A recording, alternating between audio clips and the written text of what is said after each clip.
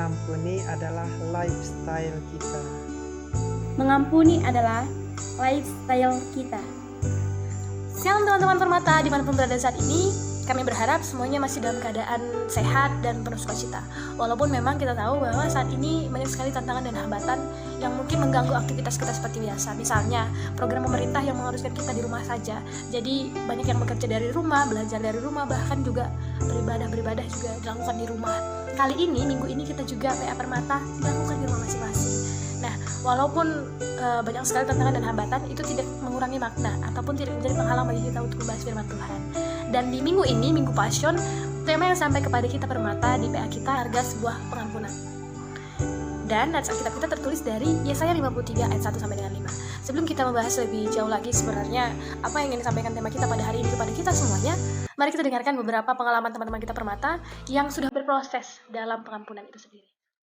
Kita akan berbagi tentang pengalaman hidup kita masing-masing sesuai dengan tema yang kita angkat pada saat ini, yaitu mengenai pengampunan atau diampuni. Dan pada saat ini saya akan mengutip satu ayat yang mungkin sangat penting untuk kita, yaitu ada Yesaya 53 ayat yang kelima, yaitu akan saya bacakan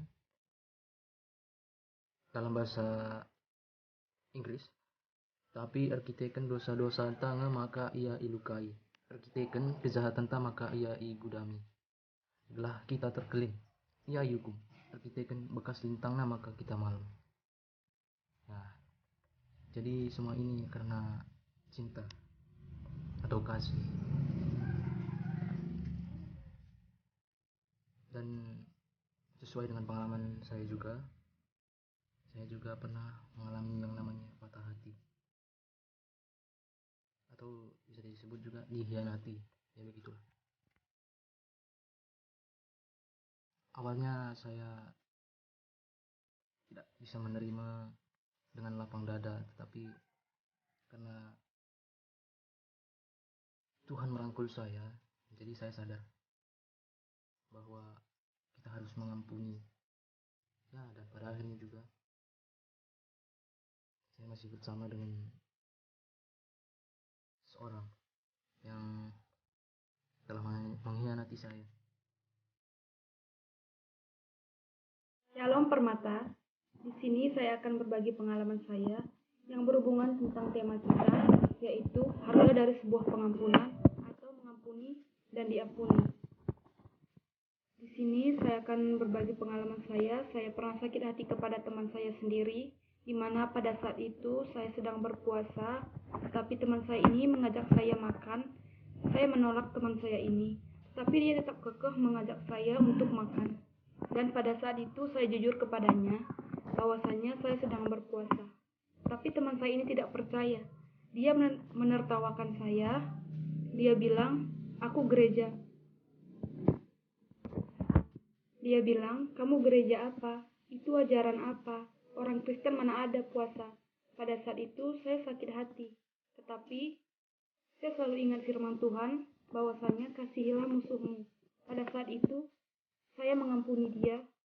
Saya tahu dia tidak tahu apa yang dia ucapkan. Kenal terlebih gelarku anugerah atas milik kemarin. Di JT cerita tentang pengampunan. Pas Alkitab Yesaya 35 ayat 1-5. Tema anak engkap pengampunan. Pas tema ya, cerita aku lebih. Temanku secara kelas tubati aku rahasia. Nah, ini kami sirkuanan. Kami sirkuanan dulu minta maaf. Iyalah aku maafkan. Saya aku minta maaf, lah maafkan lah. Karena di hari oke perlu aku mereninia. Karena aku pangranisa. Saya perlu renin aku. Karena kami minta maaf menjadi nah. Pas cerita katakan man kena klina bas keme lit adi lit masalah pula bunikan entah pe KIP garis terjadi manita, lula si bunyi-bunyi katakan aja langsung. Ulah, buka hari perlu kita banci sudah sampatan. Ampunilah kesalahan teman tak, ulah ngampuni, ulah lah ngampuni. Salam permata Ramatampu, izin aku belas kentisa tentang temanta si tentang menghargai sebuah pengampunan. Izin aku belas kesentisa tentang pengalamanku. Ibas kini paksaan aku ikena tokoi atau jejeki. Ibas ada ore buluh kukuakap ngane kita kuja nurikan bagailah. Eme aku pesikak bukur notoken ras pepalam puso. Ibas ije aku berusaha untuk memaafkan si orang Sinoko Hisakunda. Ibas ade aku belajar. Kita harus menghargai atau memaafkan teman-teman kita, Sinokoi kita bagaimana harus kita saling memaafkan satu sama lain. Di sini saya ingin membagikan sedikit cerita pengalaman pribadi saya yang berhubungan dengan tema PA kita, yaitu tentang harga sebuah pengampunan yang diambil dari Nas Alkitab Yesaya 53 ayat 1 sampai 5. Teman-teman permata bisa baca sendiri di rumah atau di Alkitab masing-masing. Jadi pengalaman yang saya mau bagikan itu tentang patah hati yang pernah saya alami, patah hati dan disakiti. Jadi pengalaman pribadi saya ini, kejadiannya itu udah terjadi sekitar kurang lebih setahun yang lalu. Nah, jadi sekitar 1 tahun yang lalu saya itu pernah mengalami yang sakit hati dan disakiti, bahkan berulang kali dan dengan orang yang sama. Mungkin awalnya berat untuk memaafkan seseorang dengan kesalahan yang sama dan dilakukan berulang kali. Tapi buktinya sekarang kami jadi teman dekat, kami sering saling bertukar pikiran, sering cerita masalah satu sama lain. Dan mungkin kalau bukan karena kasih Tuhan, aku mungkin gak bisa memaafkan orang itu. Karena kalau diingat-ingat, ya itu memang kesalahan yang fatal gitu.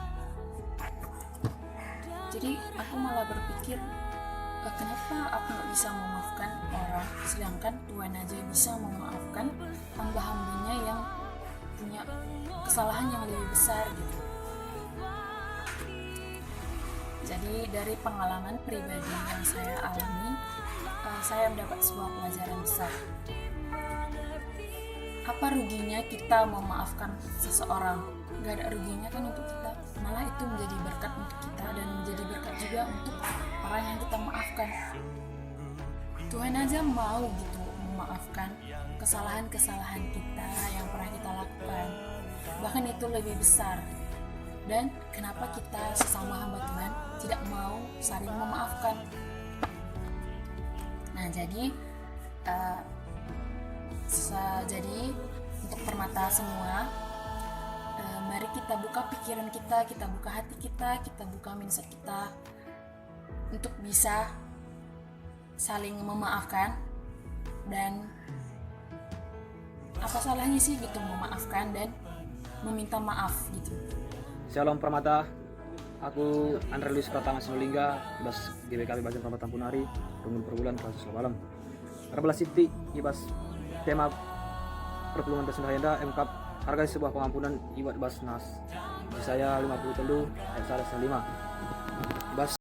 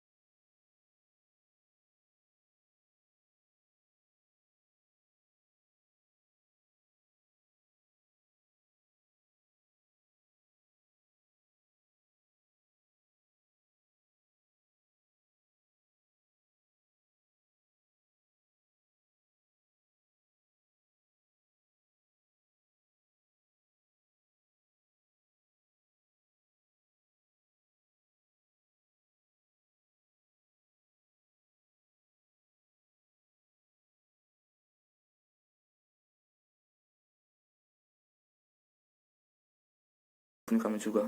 Tetapi jikalau kamu tidak mengampuni orang, Bapamu juga tidak akan mengampuni kesalahanmu.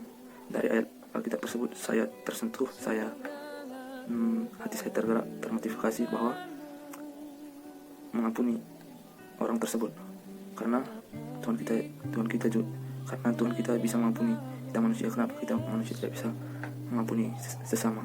Dari situ saya termotivasi bahwa harus mengampuni sesama, karena Tuhan kita juga bisa mengampuni kita manusia. Kita juga harus bisa mengampuni sesama manusia. Sekian dari saya juga tidak pandai merangkai kata gitu. Terima kasih. Kita sudah mendengar beberapa pengalaman dari teman-teman kita yang sudah mengalami atau berproses dalam pengampunan atau diampuni, bahkan mengampuni orang lain. Nah, kami juga percaya bahwa pasti setiap kita memiliki pengalaman tersebut. Bukan hanya mungkin dengan teman, dengan pacar atau mantan pacar, dengan sahabat, dengan keluarga, dengan orang tua, bahkan dengan Tuhan kita sendiri. Mari kita dengarkan firman Tuhan yang tertulis dari Yesaya 53 ayat 1 sampai dengan 5. Kami akan bacakan dan teman-teman juga boleh membuka Alkitabnya masing-masing. Yesaya 53 ayat 1 sampai dengan 5, beginilah firman Tuhan. Siapakah yang percaya kepada berita yang kami dengar? Dan kepada siapakah tangan kekuasaan Tuhan dinyatakan? Sebagai taruk ia tumbuh di hadapan Tuhan, dan sebagai tunas dari tanah kering.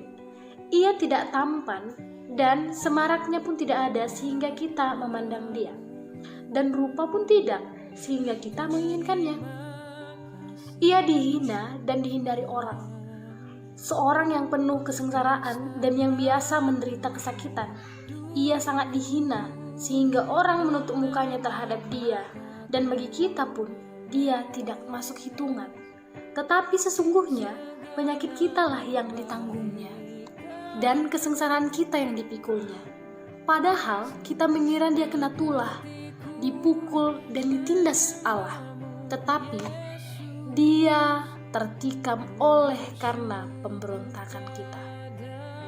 Dia diremukkan oleh karena kejahatan kita. Ganjaran yang mendatangkan keselamatan bagi kita ditimpakan kepadanya, dan oleh bilur-bilurnya kita menjadi sembuh. Amin. Sedemikian jauh firman Tuhan yang sampai kepada kita di PA kali ini. Setiap orang memiliki cerita tersendiri dalam masa lalunya, baik itu kebahagiaan, baik itu rasa sakit, masa lalu yang kelam, masa lalu yang sangat membanggakan. Setiap orang punya cerita masing-masing tentang masa lalunya. Pada kali ini kita mengingat kembali bagaimana pengorbanan Kristus, yaitu Putra Tunggal Allah, demi memperdamaikan hubungan manusia dengan Allah. Jadi kita ingat kembali bagaimana proses setelah kejatuhan manusia pertama dalam dosa, maka benar-benar rusaklah hubungan manusia dengan Allah penciptanya. Maka manusia itu sudah tidak bisa secara luasa, secara langsung bertatapan langsung dengan Allah dalam bercerita, dalam menyerahkan segala pergumulan hidupnya. Sudah tidak sanggup manusia datang kepada Allah karena belenggu dosa yang sudah membelenggunya. Oleh sebab itu, pada kitab Yesaya 53, yang dimana Yesaya 53 ini adalah kitab Yesaya bagian yang kedua atau Deutero Yesaya yang sudah kita bacakan sebagai nats kita di PA minggu ini. Nabi Yesaya juga sudah menubuatkan bagaimana kesengsaraan, bagaimana penderitaan yang akan dialami Kristus demi menyelamatkan, menebus, memperdamaikan manusia, dan mengingatkan kepada kita semua bermata bahwa memang benar-benar role model kita sebagai orang muda yaitu Kristus. Bagaimana kita bisa menjadikan dia panutan, contoh dalam kita menjalani kehidupan ini. Nah, dalam PA kita kali ini ada 2 tujuan yang sudah dituliskan dalam buku PA kita. Yang pertama adalah mengerti dan merasakan harga sebuah pengampunan berdasarkan nats. Yang pertama, mengerti. Jika kita sudah mengerti apa yang dialami oleh Kristus, maka kita bisa akan merasakan, maka kita akan ikut merasakan apa yang sudah ia alami. Banyak orang menjauhinya, banyak orang yang menindasnya, banyak orang yang menghina, meludahi, melukai, menyakiti. Padahal dia putra tunggal Allah yang tidak sedikit pun berdosa dalam dirinya, tapi mengorbankan darahnya demi menebus dosa-dosa manusia. Nah, minggu-minggu Pasyal ini terus mengajak dan mengingatkan kita untuk boleh merasakan bagaimana pengorbanan yang sudah dilakukan Kristus kepada kita. Nah, pada tujuan yang kedua disebutkan bahwa menghargai pengampunan Yesus dengan bersyukur dan mengampuni orang lain. Setelah kita mengerti, merasakan bagaimana pengorbanan Yesus, kita diajak untuk mengucap syukur. Kita sudah mengerti, kita sudah merasakan, dan akhirnya kita diajak untuk bersyukur. Walaupun kita masih merasakan sakit hati, masih merasakan kebencian orang lain, masih merasakan pengkhianatan orang lain, tapi kita diajak untuk boleh tetap mengucap syukur kepada Tuhan. Yang menjadi pertanyaan, kita mengucap syukur kepada Tuhan atas hal apa saja? Apakah hanya karena mendapatkan hadiah, hanya karena mendapatkan hal luar biasa, hanya karena mendapatkan sukacita, kita bersyukur kepada Tuhan? Tapi kali ini kita diajak, walaupun kita diizinkan Tuhan untuk merasakan sakit hati, kita diizinkan untuk merasakan bagaimana dihianati, dilukai, difitnah, tapi kita diizinkan untuk bersyukur. Ya Tuhan, aku bersyukur karena Dia sudah melukai hatiku, karena Dia sudah mengkhianatiku. Memang kalau diucapkan gampang, banyak yang mengatakan seperti itu. Apalah yang enggak dikatakan? Gampang sekali mengucapkan mengampuni orang yang bersalah kepada kita. Tapi dalam realitanya masih banyak sekali yang tidak mampu untuk melakukannya. Kali ini, di PA kita kali ini, setelah kita mengerti, merasakan bagaimana pengorbanan Yesus, kita bersyukur akan pengorbanan yang sudah dilakukan Kristus. Kita bersyukur karena ada contoh yang bisa kita lihat. Ada contoh yang bisa kita teladani dalam hidup kita dalam hal mengampuni. Jika kita sudah mampu bersyukur kepada Tuhan, Sang Penyelamat, Sang Pemberi kehidupan, Sang Pemilik kehidupan, maka kita pun akan mampu mengampuni orang lain yang bersalah kepada kita. Dalam doa Bapa kami, kita selalu mengucapkan, dan ampunilah kami akan kesalahan kami, seperti kami juga mengampuni orang yang bersalah kepada kami. Garis bawahi, seperti kami juga mengampuni orang yang bersalah kepada kami. Itu bukan hanya sekedar doa yang diucapkan begitu saja, tapi makna yang terkandung di dalamnya. Jika kita sudah mampu untuk mengucapkan ampuni kami, seperti kami juga mengampuni orang yang bersalah kepada kami. Karena itu adalah lifestyle kita. Kita harus mempunyai gaya hidup yang bisa sangat gampang mengampuni orang lain. Karena kita dulu juga sudah diampuni, kita juga sudah diperdamaikan antara kita dengan Allah pencipta kita melalui Yesus Kristus. Kalau diingat kembali, kita adalah manusia yang berasalkan dari ribu tanah. Kita tidak kekal, kita hanya bersifat fana. Tapi kenapa ya kalau kita dikatakan ampunilah orang yang bersalah kepada kita, sangat sulit. Kenapa? Karena kita fokus hanya kepada sakit hati yang diberikannya. Karena kita hanya fokus melihat rasa dendam yang ada dalam diri kita. Karena mungkin luka yang sudah ia berikan. Karena pengkhianatan yang sudah ia berikan. Kita fokus terhadap hal-hal negatif, terhadap rasa sakit yang diberikan, yang kita alami. Sehingga udah 10 jalan disediakan Tuhan, sudah 100 jawaban yang disediakan Allah kita tidak bisa temukan, kita tidak bisa gapai karena fokus kita kepada satu masalah itu. Jadi kita hanya berputar kepada rasa sakit itu aja. Kita hanya hidup dalam kebencian.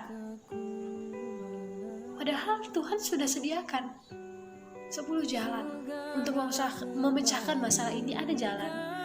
Untuk memperbaiki kondisi ini ada jalan disediakan. Tapi kita tidak bisa melihat, mata kita tertutup dengan semua yang sudah disediakan Allah. Seperti yang sudah kami utarakan sebelumnya, setiap orang mempunyai masa lalu. Tapi ingat teman-teman, kita bukan hidup untuk masa lalu, tapi kita hidup untuk masa depan. Jadi apapun yang sudah terjadi di kehidupan kita yang lalu, apakah itu masa lalu yang kelam, masa lalu yang penuh dengan kebencian, masa lalu yang penuh kepahitan, penuh luka, bangkit. Manusia hidup untuk masa depan. Dan masa depan membutuhkan orang-orang dewasa dalam menjalani dan menikmati masa depan yang cerah.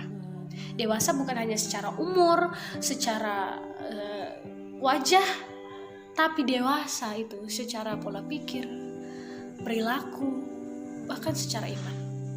Kita tahu bahwa orang dewasa hebat dalam memaafkan. Orang dewasa hebat dalam meminta maaf, mengakui kesalahannya. Masa depan membutuhkan orang-orang yang seperti itu. Orang-orang yang benar-benar layak dan pantas untuk menikmati masa depan yang sudah diberikan oleh Allah. Oleh sebab itu, hari ini kita ingat kembali, jika masih ada sampah, jika masih ada bau-bau atau aroma-aroma yang busuk dalam diri kita karena masa lalu, mari semua hilangkan.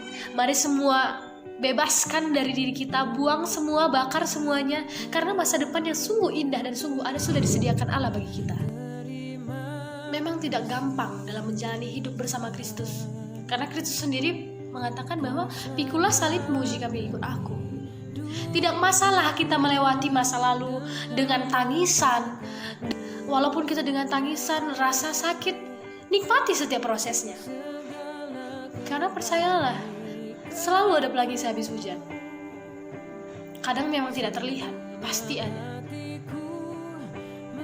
Seperti lagu yang sering kita dengarkan, lagu rohani, bahwa Tuhan memang tidak pernah janji langit selalu biru, tapi Dia janji selalu menyertai kita.